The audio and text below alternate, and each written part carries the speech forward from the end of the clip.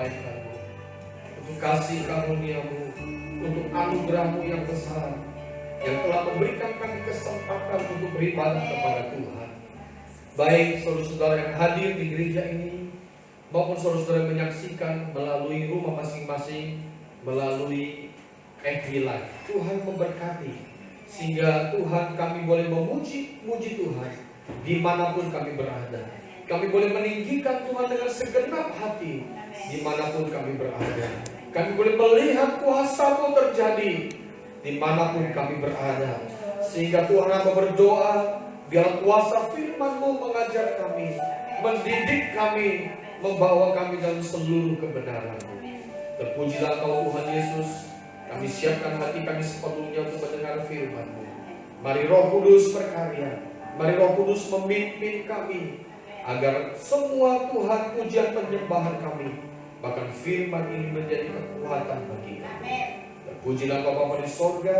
Kami siapkan hidup kami sepenuhnya untuk melayani Engkau dan mendengarkan firman-Mu di dalam nama Tuhan Yesus yang berkuasa. Haleluya. Amin. Silahkan duduk kembali, saudara. Puji Tuhan. Haleluya, saudara. Kita bersyukur pada Tuhan boleh beribadah bersama-sama di tempat ini, dan saudara-saudara juga saya menyambut dengan sukacita bagi saudara-saudara yang ada di rumah masing-masing yang mengikuti siaran langsung dari ibadah kita hari ini. Baik saudara-saudara, kita akan belajar firman Tuhan dari kitab Yeremia pasal 29. Kitab Yeremia, Nabi Yeremia pasal 29, kita akan memperhatikan ayat yang ke-11. Yeremia pasal 29, mulai ayat, kita membaca satu ayat saja, ayat yang ke-11. Ayat yang sudah kita hafal, saudara-saudara, sudah kita tahu. Tetapi saudara-saudara, ada sesuatu yang kita bisa belajar dari maksud-maksud Tuhan dalam firman-Nya, ya. Mari kita membaca ini sama-sama. Yeremia pasal 29 ayat yang ke-11. Baik saudara yang tempat ini maupun yang ada di rumah, kita akan baca sama-sama firman Tuhan ini. 1, 2, 3. Sebab aku ingin mengetahui rancangan-rancangan apa yang ada padaku mengenai kamu. Demikianlah firman Tuhan, yaitu rancangan damai sejahtera dan bukan rancangan kecelakaan, untuk memberikan kepadamu hari depan yang penuh harapan. Kita sama-sama katakan amin. Amin. Saudara-saudara, ketika Nabi Yeremia melayani, saudara-saudara, pada waktu itu saudara terjadi peralihan dari masa kejayaan pemerintahan Yehuda sampai kepada jatuhnya kerajaan itu. Ya, dia melayani dari sejak saudara masih berjayanya, saudara-saudara, dipimpin oleh raja-raja, akan memasuki saudara-saudara masa peralihan menuju kepada masa penjajahan, ya, yang akan dilakukan oleh kerajaan Babel. Yeremia ada dalam masa-masa itu, bahkan sampai kepada masuk kepada masa penjajahan. Yeremia ada di sana. Dan dalam ayat yang dibicarakan, saudara, disampaikan oleh firman Tuhan, saudara, berkali-kali Yeremia sampaikan kepada orang-orang Israel agar mereka memberi diri untuk berada dalam penjajahan itu. Beberapa kali ada beberapa orang yang merasa mampu dan berusaha melawan, saudara-saudara. Tetapi saudara dinasihati berkali-kali oleh Yeremia, kamu harus tunduk kepada Babel, sebab itulah yang sudah ditentukan oleh Tuhan. Ya, sebab itulah yang sedang dirancangkan oleh Tuhan. Hal ini saudara tidak dimengerti oleh orang-orang, sebagian orang Israel pada waktu itu.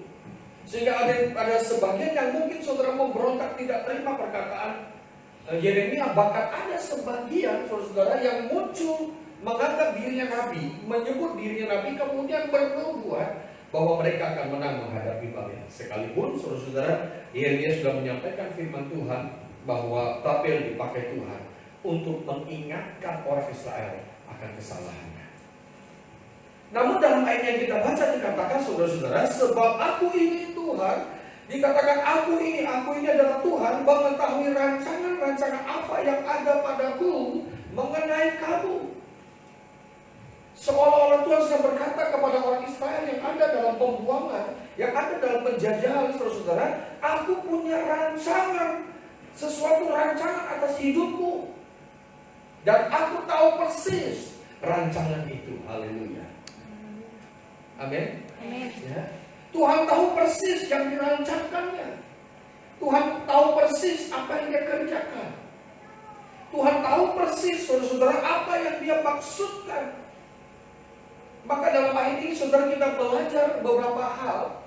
Hal yang pertama kita belajar adalah bahwa Tuhan adalah Tuhan yang bekerja dengan rencana-rencana yang teratur dan rapi. Katakan amin. Ya.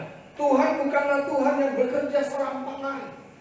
Kita seringkali bekerja, saudara, mendadak melakukan ini, mendadak melakukan itu, saudara. Tetapi Tuhan ketika dia melakukan sesuatu, dia tidak pernah melakukannya tanpa direncanakan terlebih dahulu.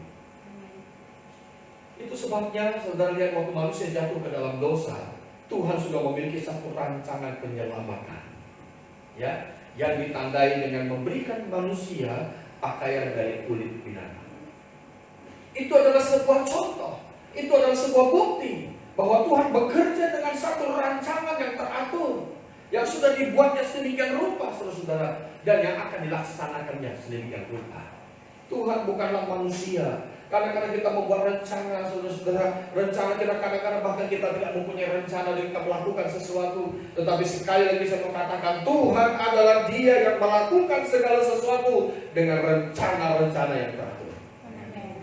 Ya, itu maksud firman Tuhan ini. Maka dikatakan, aku mengetahui rancangan-rancangan apa yang ada padaku mengenai kamu. Kira-kira saya berkata kepada orang Israel yang ada dalam pembuangan, sekalipun kalian sekarang ini ada dalam penjajahan bangsa Babel, sekalipun kamu sekarang ini ada dalam kondisi yang tidak menyenangkan, tetapi aku tahu rencanaku. Aku tahu persis yang sedang kubuat untuk hidupmu. Amin. Aku tahu persis, saudara, mungkin kita merasa, waduh kok hidup saya begini, kok hidup saya begitu, kok saya ngalamin ini, kok saya ngalamin itu. Kadang-kadang kita merasa sebagai orang yang paling malang di dunia ini. Mungkin kita merasa adalah orang yang paling salah menetapkan tujuan dalam hidup ini. Kita merasa adalah sebagai seorang yang paling buruk keadaannya. Tapi saya mau bilang, apapun yang sudah alami, Tuhan berkata, aku tahu rencanaku atas hidupmu. Amin. Sebab Dia adalah Tuhan yang bekerja dengan rencana. Maka bersyukurlah, saudara, entahkah kita sedang mengalami masa-masa enak atau masa-masa sulit atau masa-masa yang tidak menyenangkan, apapun kondisi kita, sesuatu yang indah, saudara, yang terjadi dalam hidup kita adalah ketika kita ada dalam rancangan Tuhan. Haleluya. Ya, makanya saudara, penting untuk kita tidak keluar dari rencana Tuhan, untuk kita tidak keluar dari rancangan Tuhan. Sebab sekali lagi Tuhan bekerja dengan rancangan-rancangan yang sempurna. Ya, sebelum orang Israel dibawa ke pembuangan, Tuhan sudah membuat satu rencana-rencana. Tuhan sudah membuat rancangan-rancangan. Saudara, Tuhan sudah menetapkan sesuatu. Sebab itu saudara, Dia bilang, aku tahu. Bukan tidak tahu, aku tahu. Maka saya juga yakin, saudara, Dia tahu waktu kita mengeluh mengenai sesuatu yang mungkin tidak menyenangkan dalam hidup kita. Dia tahu. Kenapa Dia tahu? Sebab Dia punya rancangan yang sempurna. Ya, dan Dia bekerja dengan rancangan yang sempurna itu. Dia tidak bekerja serampangan. Dia bukan Tuhan yang kerja asal jadi. Dia bukan Tuhan yang bekerja, saudara, asal bisa. Tidak, saudara. Dia adalah Tuhan yang bekerja dengan cara-cara yang ajaib. Dia punya rencana-rencana yang ajaib. Bahkan sebelum kita lahir, Dia sudah memiliki rencana-rencana itu. Maka saudara lihat Yeremia, dikatakan firman Tuhan dalam Yeremia pasal 1. Saudara lihat waktu Yeremia dipilih Tuhan untuk melayani. Yeremia berkata, aku masih muda.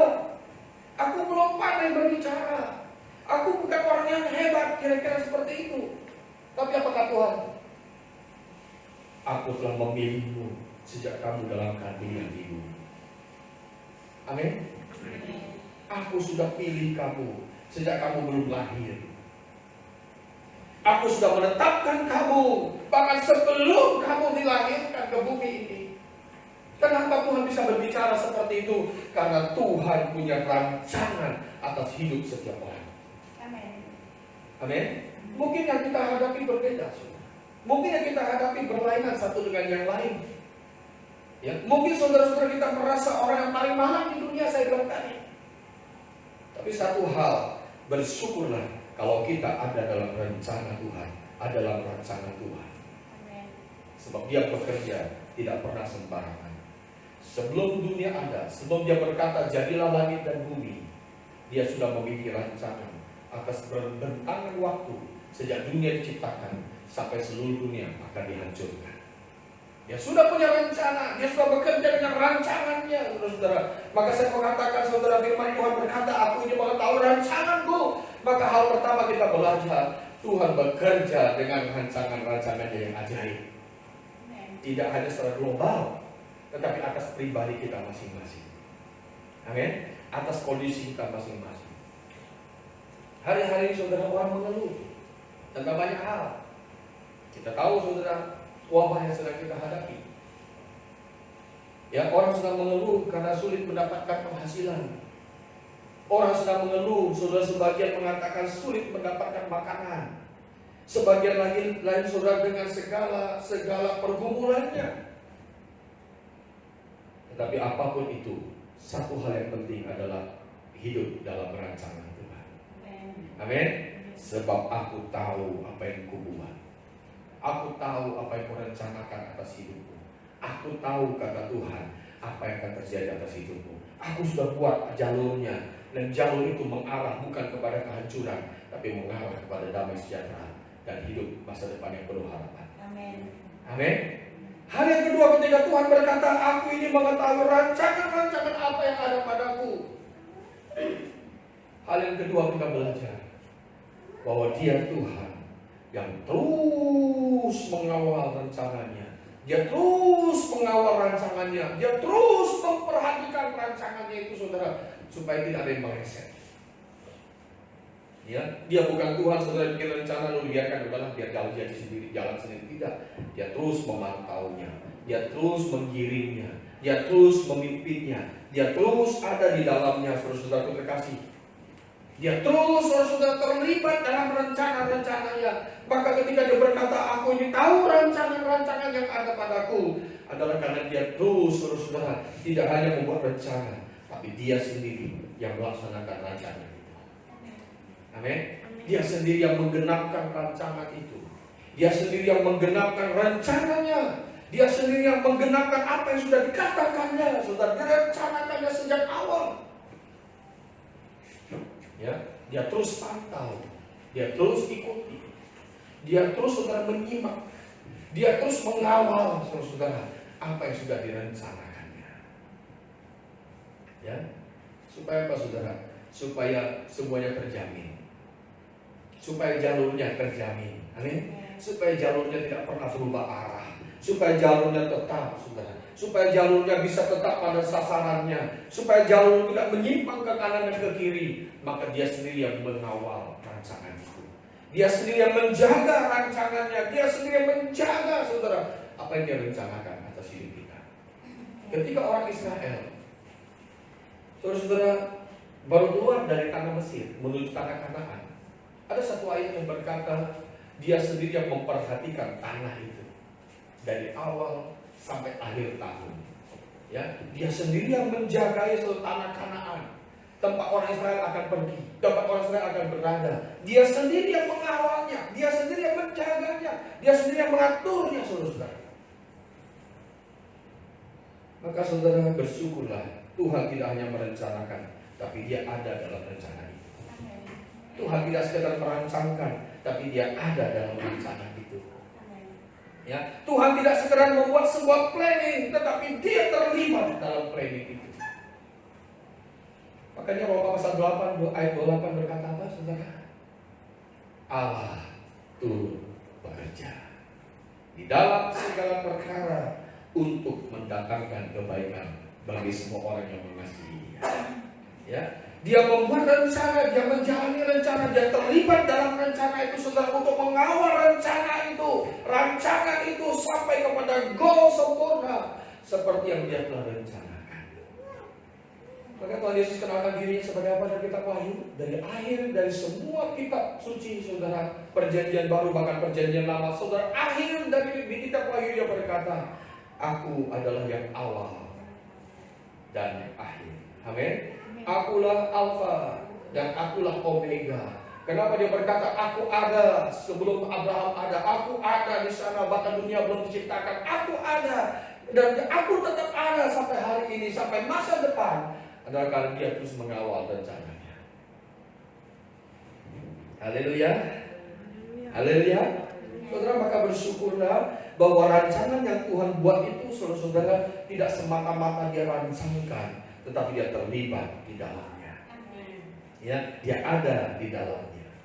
Amanat agung Tuhan Yesus, saudara, ditutup dengan apa, saudara?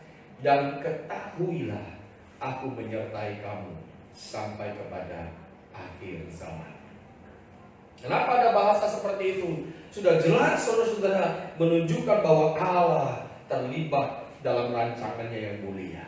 Amin. Itu Allah terlibat dalam rancangannya yang ajaib. Dia terlibat dalam rancangannya yang sempurna supaya rancangan itu menghasilkan kesempurnaan. Itu sebabnya Allah terlibat. Maka saudara, kita tidak hanya masuk dalam rancangan Allah dan kita bersyukur ada dalam rancangan Allah yang sempurna, sekaligus saudara mungkin apa yang kita alami tak sesuai dengan yang kita mau. Yang penting kita ada dalam rancangan Allah. Ya kan? Ketika kita dalam rancangan Allah, saudara, tidak peduli apapun kondisi kita, selama kita dalam rancangan Allah, maka Dia sendiri akan mengawal rancangannya. Makanya saudara lihat Pemasmur Daud, saudara, Mazmur pasal 23. Sekalipun aku dalam lembah bayang-bayang maut, ada dalam lembah kekelaman, lembah bayang-bayang maut terjemah lama, dalam lembah kekelaman, dalam masa-masa kelam, aku tidak takut. Kenapa dia berkata aku tidak takut? Sebab engkau besertaku. Haleluya. Ya. Sebab engkau besertaku. Maka saudara, ketika rancangan Tuhan seolah-olah ada dalam masa-masa kelam dalam hidup kita, tidak masalah saudara, selama engkau besertaku. Amin. Selama engkau besertaku, apapun yang ku alami, ku tahu aku dapatkan jalan keluar. Selama engkau besertaku, aku tahu rancanganmu akan terjadi dalam hidupku. Selama engkau besertaku, aku tahu aku akan memenangkan setiap pertandingan bersama engkau. Haleluya. Hal yang ketiga, saudara. Jadi hal yang pertama kita lihat Tuhan itu adalah Tuhan yang bekerja dengan rencana-rencana. Dia tahu rencananya, dia ngerti rencananya, dia tahu apa yang dia buat. Dia tidak sekedar membuat saudara-saudara, dia juga menyertai rancangannya. Dia bekerja dengan rancangannya, dia ada dalam rancangan itu, saudara-saudara. Dan bersyukurlah kalau kita juga ada dalam rancangan itu, maka itu kita akan mengalami penyertaan Tuhan dalam rancangannya. Yang ketiga, rancangan Tuhan selalu menghasilkan buah-buah yang manis. Amin. Saudara, untuk terjadinya buah, kita ambil contoh lah saudara, macam-macam buah lah bisa jadi contoh. Tapi misalnya kita ambil contoh lah saudara, misalnya jambu. Jambu akan mulai dengan saudara ada satu biji kecil, betul? Kemudian jadi bunga, kemudian saudara mulai membesar dan jadi buah. Saudara, buah itu hasilnya. Tetapi dia dari sebuah butiran kecil, kemudian pecah dan kemudian jadi bunga, dan sebagai bunga itu kemudian jatuh. Apa namanya? Seperti kecil-kecil itu, saudara. Dia punya ya, saudara, serbuk-serbuknya ya, apa serbuknya atau itu ya. Ketika dia jatuh, saudara, kemudian dia mulai membesar dan dia menjadi buah yang enak. Saya mengatakan buah itu hasilnya, tetapi sebelumnya itu adalah prosesnya. Amin. Saudara, prosesnya tidak gampang, saudara. Dia muncul dulu. Setelah muncul, kalau dia pecah, ya kan? Kalau tidak pecah nggak jadi, saudara. Dia harus pecah. Lalu kelihatan mekar, saudara. Ada seperti sumut-sumutnya. Dia mekar, saudara. Wah, cantik kelihatannya. Tapi kemudian dia harus gugur lagi sumut-sumut itu, betul? Jatuh semua. Baru dia akan berkembang, saudara, menjadi sebuah buah yang bisa dimakan. Saudara-saudaraku terkasih dalam nama Tuhan, proses memang menyakitkan.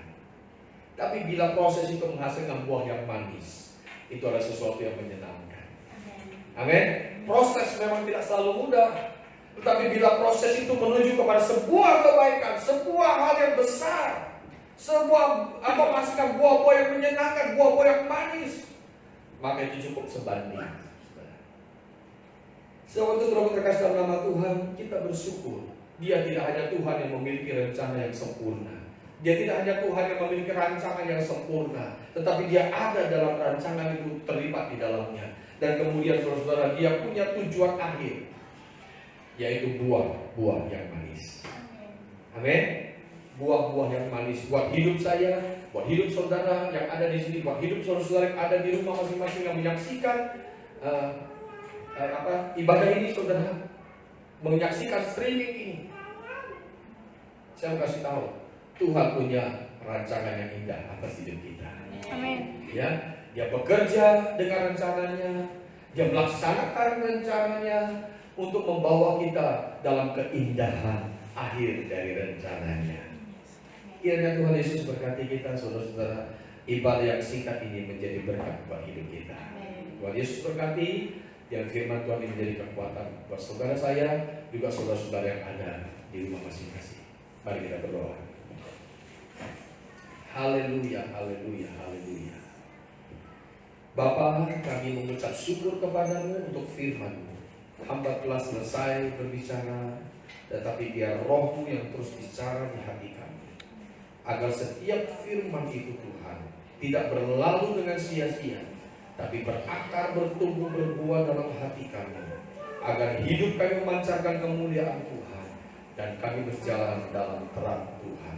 Terpujilah Kau Bapa di sorga, dalam masa-masa yang kami alami hari-hari ini. Mungkin bagi kami adalah masa-masa yang sulit, tetapi kami tahu satu hal, bila ini semua ada dalam rancangan Tuhan yang indah, dan kami ada di dalamnya, kami sungguh bersyukur, karena Kau tidak pernah meninggalkan kami. Terpujilah Kau Bapa di sorga, segala kemuliaan bagi-Mu.